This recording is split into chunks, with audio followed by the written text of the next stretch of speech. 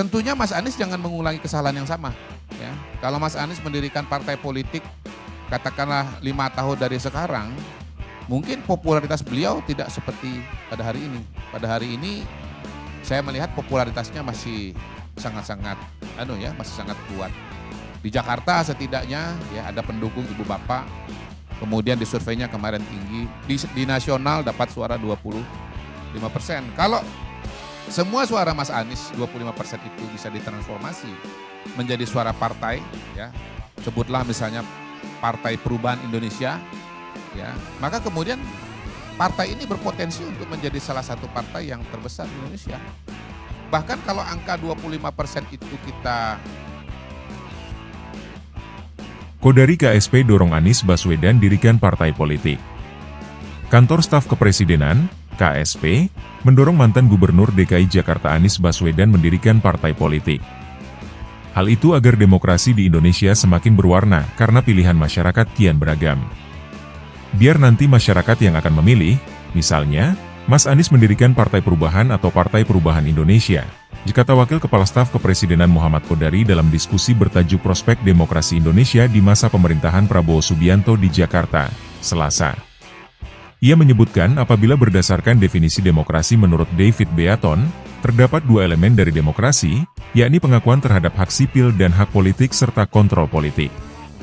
Di Indonesia, kata dia, elemen pengakuan terhadap hak sipil dan hak politik sudah berjalan karena partisipasi publik sudah sangat tinggi, terutama partisipasi dalam berserikat, berkumpul, serta membuat partai politik. Dalam membuat partai politik, Kodari mengungkapkan hal tersebut berlaku pula bagi seluruh tokoh oposisi pemerintahan di Indonesia, sehingga tidak hanya pihak yang pro terhadap pemerintah yang bisa membuat partai politik. Ia pun menyinggung kebebasan berpolitik di Indonesia saat politisi senior Amin Rais keluar dari Partai Amanat Nasional, PAN, dan mendirikan Partai Umat. Jangan dikira saat itu Pak Zulkifli Hasan tidak takut saat Pak Amin Rais mendirikan Partai Umat. Tapi kan pada akhirnya masyarakat yang memilih akan percaya siapa, itu turnya. Sementara pada elemen kontrol politik, sambung dia, juga telah berjalan lancar, dengan salah satu fakta bahwa pemilihan umum, pemilu, di Indonesia terus berjalan secara reguler, aman, dan rutin. Kondisi tersebut, menurutnya, tidak bisa dianggap enteng lantaran ada pula negara yang tidak bisa menjalankan pemilu secara reguler. Itu satu indikator yang sangat fundamental apakah demokrasi itu berjalan atau tidak, diucap Kodari menegaskan. Sebelumnya, mantan Gubernur Jakarta Anies Baswedan mengatakan akan membentuk ormas atau partai baru setelah dirinya tidak lagi terlibat dalam kontestasi Pilkada 2024. Bila untuk mengumpulkan semua semangat perubahan yang sekarang makin hari makin terasa besar, dan itu jadi sebuah kekuatan diperlukan jadi gerakan maka membangun ormas atau membangun partai baru mungkin itu jalan yang akan kami tempuh, kata Anies dalam video live streaming yang disiarkan dalam akun YouTube-nya, Jumat 30 Agustus. Anies mengatakan, dorongan membuat partai muncul lantaran dia melihat banyak masyarakat yang menginginkan sistem demokrasi yang setara dan membangun. Dia juga melihat banyak masyarakat yang mulai resah akan banyaknya kepentingan politik elit-elit tertentu.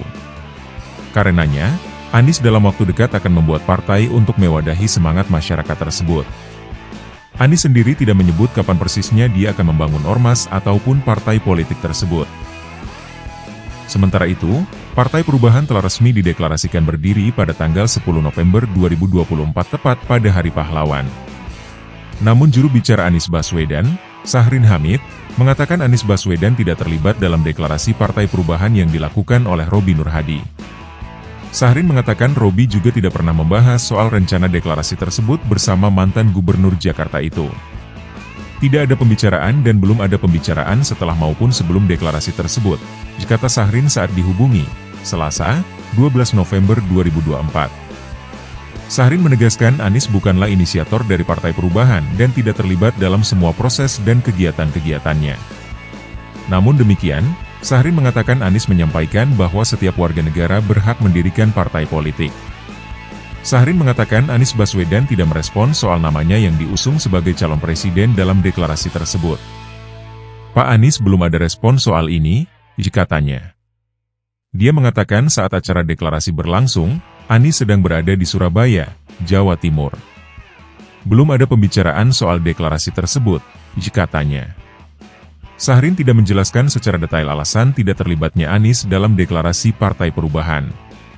Sebelumnya, salah seorang relawan Anies Baswedan, Robi Nurhadi, resmi mendeklarasikan Partai Perubahan pada Ahad, 10 November 2024. Dikutip melalui keterangan video yang tayang di YouTube Suara Perubahan, Robi mengklaim deklarasi itu didukung oleh 1.300 relawan Anies di seluruh Indonesia.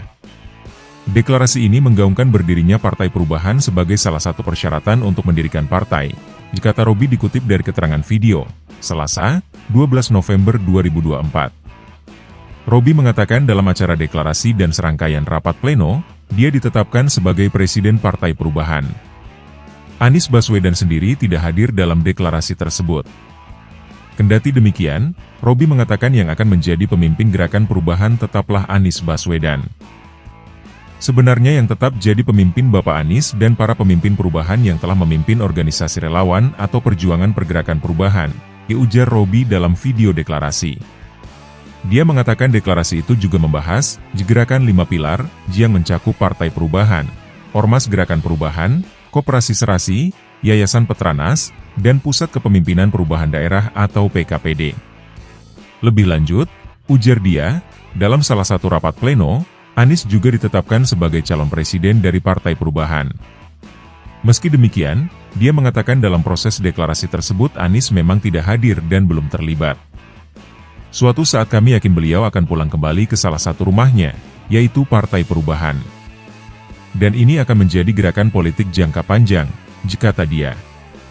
Dia mengatakan salah satu yang mendorong pendeklarasian partai tersebut yakni gagalnya Anies mendapatkan dukungan untuk maju di Pilkada Jakarta. Dia juga mengatakan anggaran dasar dan anggaran rumah tangga partai tersebut sudah disusun. Proses legalitasnya masih berlangsung, dan saat ini kita sudah punya akta notaris hingga proses deklarasi ini berlangsung, katanya. Perubahan adalah jargon yang dipakai Anies dalam kontestasi pemilihan presiden 2024 lalu. Anies yang saat itu berpasangan dengan Ketua Umum Partai Kebangkitan Bangas Muhaimin Iskandar maju di Pilpres juga diusung oleh koalisi yang dinamakan Koalisi Perubahan. Koalisi ini terdiri dari Partai Nasdem, PKB, dan PKS.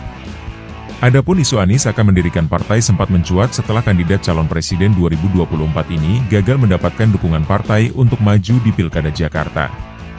Keinginan untuk membentuk partai tersebut pernah dibahas oleh Anies melalui akun YouTube pribadinya, dengan judul catatan Anies pasca Pilpres dan Pilkada Jakarta. Anies menyebut, partai ini sebagai wadah aspirasi masyarakat yang menginginkan kesetaraan dan demokrasi yang lebih sehat. Dalam video itu dia mengatakan banyak masyarakat yang menginginkan partai politik yang mengedepan gagasan.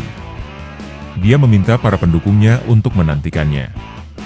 Membangun ormas, organisasi masyarakat, atau partai baru, mungkin itu jalan yang akan kami tempuh, kita lihat sama-sama ke depan, ujar Anies dalam video itu.